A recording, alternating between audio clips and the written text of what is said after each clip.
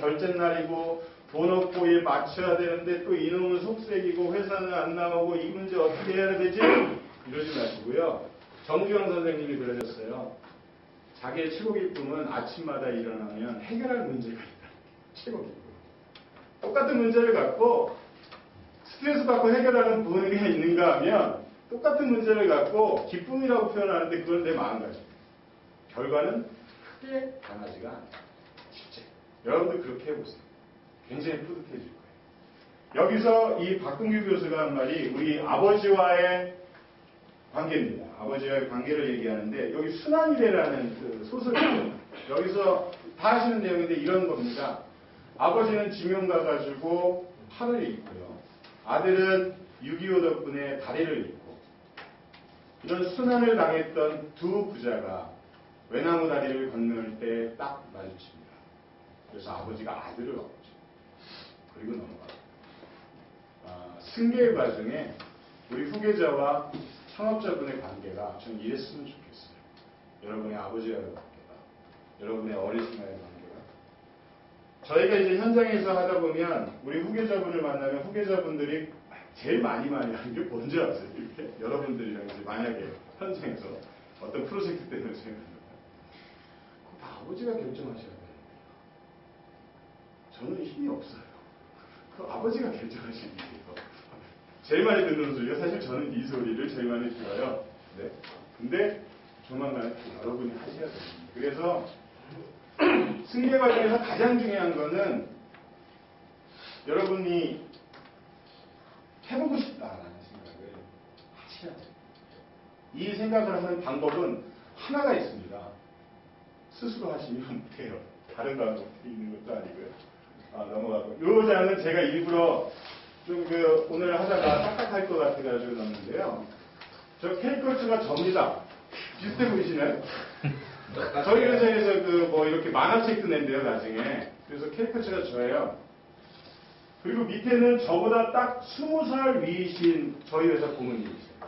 근데 이제 부산 지역에 있는 A라는 회사를 저희가 컨설팅을 하고 있습니다. 그 컨설팅에 이제 한 챕터가 뭐가 있냐면 제가 앞에서 말씀드렸던 어르신들을 좀 가시라고 그래야 돼요. 어르신들이 계속 계셔가지고 아무도 얘기를 못해요. 왜 못하는지 아세요? 우리 임직원분들이. 내가 30살 때 그분들이 40살이었어요. 내가 40살 때 그분들이 50살이었으니까 보고 왔습니다. 아버지와 형제같이. 가셔야 된다는 거 알면서도 얘기를 못해요. 저희가 대신 해드리는 거예요.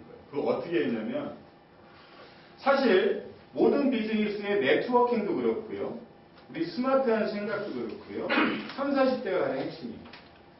우리 조직이론상에도 지금 그래요. 가장 왕성한 사회활동을 할 수 있고 가장 왕성한 사람과의 네트워킹을 할 수 있어요. 비즈니스에서 네트워킹이 여러분 여기서도 중요하지만 굉장히 중요한 요소인데 60대, 70대 분이 새로운 사람 만나서 사귀어요? 못해요. 30, 40대가 돼요. 다만 우리 어르신들은 뭐 해주셔야 되냐면 많이 쌓아온 지혜와 역량을 갖고 뒤에서 지원해 주시면 돼요. 필요할 때 자기 지혜를 나눠주시고. 하지만 비즈니스 전면에는 젊은 층들이 가야 돼요. 이게 세대 교체의 가장 큰 겁니다. 이거를 표현하려고 저희가 이걸 하나 만들었어요. 그래서 이렇게 있는 자리에 그 어르신들만 모셔놓고 이것만 브리핑을 한번 해봤어요. 이러셔야 돼서 여러분들 얘기 아니냐고. 반응이 어땠을까 궁금하시죠? 네. 다음에 기회 되면 말씀드립니다. 승계 과정은 여러분 이렇게 생각합시다. 여러분이 대상자지만 승계는 언제 누구한테 무엇을 넘겨줄까가 중요합니다. 여러분 혹시 회사에 아버님이 여러분 딱 들어오시고 우리 주요한 임직원들, 창업주주들, 이러한 원로들 모여놓고 이제 나도 한 5년이다 할 수 있는 게 이제 5년 후에는 얘한테 나 넘겨줄 거니까 5년 동안 경영 수업하고 뭐 할 테니까 얘 많이 도와주라. 이런 거 선포하시는 분 계실까요? 아버님. 기간 명시는 안 했지만요. 기간 명시 이제 연세가 어떻게 되실지는 모르겠지만 하시면 하셔야 돼요. 이게 우리 승계의 이걸 꼭 하시는 게 우리 여러분한테 주는 게 하셔야 되고요. 이게 있어야 여러분이 승계의 과정을 밟을 수가 있어요. 뭐든지. 이런 길을 열어주셔야 되는 게 순서입니다. 그리고 그렇게 되면 경영권과 소유권을 어떤 과정으로 서서히 넘겨갈까가 승계 로드맵이라는 아주 구체적인 테마로 나오게 되고요. 여기에 반드시 있어야 될 게 우리 기업의 지속 가능함을 위한 변화와 혁신 요소들을 어떻게 만들어갈까를 우리는 같이 넣어야 돼요. 이것이 바로 승계의 과정이고, 그래서 그러면 이거를 실행하는데 저렇게 계획만 짜면 아무 말짱황이죠. 또 하나 우리 회사에 다가보면요, 우리 사장님들, 우리 아버님들, 어머님들이 공통적으로 하시는 말이 하나 있어요. 인재 부족함. 뭐 하나 맡길래도 얘 빠지면 안 돼요. 그렇다고 인재풀 많이 가질 수, 모든 중소기업의 고민이에요. 인력 여유가 없어요. 근데 모든 일은 사람이 하잖아요. 이 과정도 굉장히 중요한 과정이니까 어떻게 하냐면, 통상 우리 중소기업은 여러분들보다, 여러분들이 만약에 차장이라면 차부장급, 여러분들이 이사라면 아예 밑에 과장급으로 각 요소에 있는 사람들을 TFC로 묶어버려요. 일주일에 한 번, 2주일에 한 번. 저희가 지금 하는 데는 일주일마다 하는 데도 있고 한 달마다 하는 데도 있고. 그래서 거기서 우리 회사의 혁신 요소들을 하나하나 서로 토론하고 만들어갑니다. 여러분들이 하셔야 될 리더십 중에 나중에 잠깐 설명을 드리겠지만 이 소통에 대해서는 굉장히 중요해요.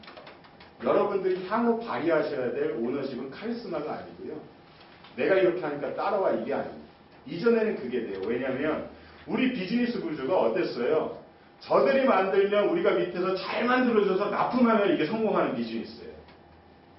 그렇기 때문에 우리 비즈니스 구조의 조직 문화 구조가 카리스마가 맞아요. 하자. 줘. 근데 우리나라 대기업, 삼성, LG 다 마찬가지예요. 우리 현대중공 다 마찬가지예요. 그렇게 따라왔어요, 조직 문화가. 왜 요즘에 소통 강조하는지 아세요? 어느 순간 보니까 앞에 배울 힘이 없어. 이제 우리 비즈니스 구조. 내 스스로가 창조해야 돼. 내 스스로가 만들어내지 못하면 삼성도 망하고 LG도 망하고 현대중공업도 망하고 저기도 망하는 거죠. 창조적이어야 되고 그것을 논의해야 되다 보니까 우리의 문화가 바뀌어야 돼요. 그것이 화두가 이제 소통이 되는 거예요. 상하좌우가 왕성한 커뮤니케이션을 하고 공식적인 소통, 비공식적인 소통이 왕성해서 이래야 창의성이 모이게 되고 책임감이 형성되면서 새로운 비즈니스들을 그리고 혁신적인 비즈니스를 만들 수 있는 원동력이 됩니다. 우리 중소기업도 이제 마찬가지 상황입니다. 그래서 내가 쟤네들 뒷공무니 잡아서 걔네들 해달라는 거 따라가지 이러면은 우리 소통 잘할 줄 사실이 없어요. 임금 인상? 뭐? 대우 문제? 왜요? 그 비즈니스만 하면 돼요. 우리 그 비즈니스 할 거 아니잖아요. 우리 시대에 맞는 비즈니스 여러 가구 만들려고 하면 이러한 조직 문화 중에 소통의 문화. 그래서 이렇게 인력을 구성합니다. 그 소통을 한번 열어보기 위해서. 그래서 이 구성되는 속에서 승계에 나오는 여러 가지 변화의 요소, 우리가 해야 될 요소를 누가 결정하느냐? 저희 같은 컨설턴트가 하는 게 아니라 저희는 가이드를 하고요. 이슈를 제기하고 서로 검토를 하면 상호가 토론해서 결과물을 도출하게 돼요. 실제 저희가 이걸 해보면 빠른 데는 3개월, 긴 데는 6개월이면 효과가 굉장히 좋아요. 그러면 사내 분위기가 또 어떻게 되는지 아세요? 쟤네들이 외부에 있는 사람이 뭐 우리 회사는 이게 필요하니까 하래서 했어가 아니에요. 우리 회사 나랑 같이 일하는 직원이 나랑 같이 일하는 팀장끼리 논의를 해서 결정을 한 거예요.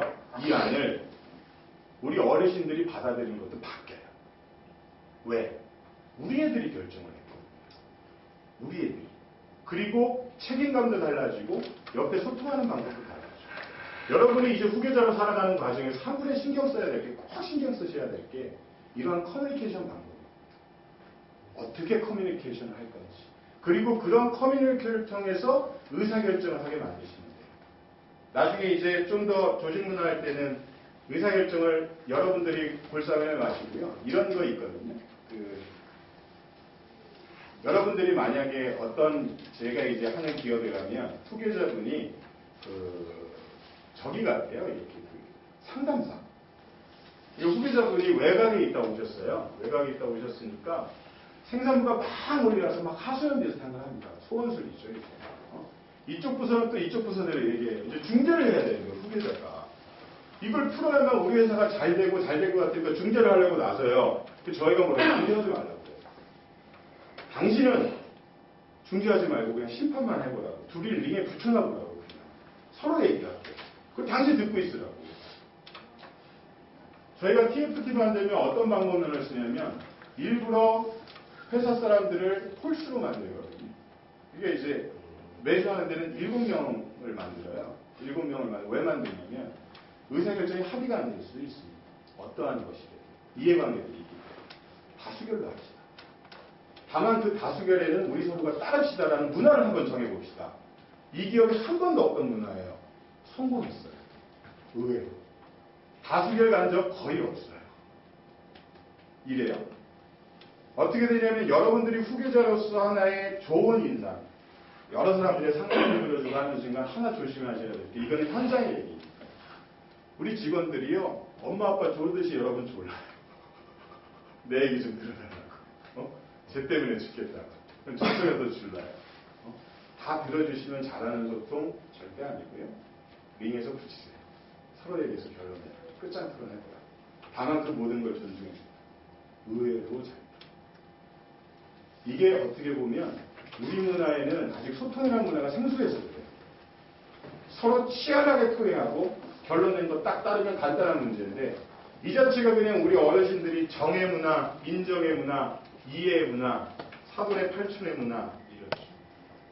그래서 그렇게 TFT를 구성해야만 실행 관리가 됩니다. 가장 중요한 건 실행이죠. 실행을 해가지고 그것에 대해서 계속 피드백을 하는 작업이 반드시 필요하고요. 넘어가죠. 후계자의 역할과 자세.